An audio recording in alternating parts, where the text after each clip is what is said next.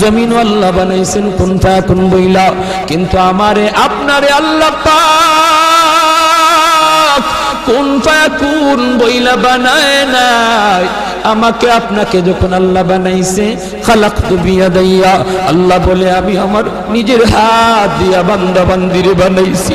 কারণ এই চেহারার মধ্যে এত দামি কপাল, ওই কপাল দিয়া বান্দা আমার কুদরতি কদমে সাজদা দিবে।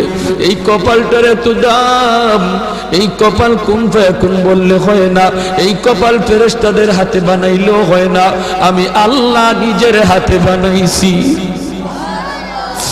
আল্লাহ পাক কই আমি আল্লাহও দেখি জমিনে কেমন অন্যায় হয়, অত্যাচার কেমন জুলুম হয়, জমিনে কেমন অন্যায় হয়, অত্যাচার হয়, কেমন জুলুম হয়, কেমন গুনাহ হয়, আমি আল্লাহ দেখতেছি, আমি আল্লাহ দেখতেছি। আমার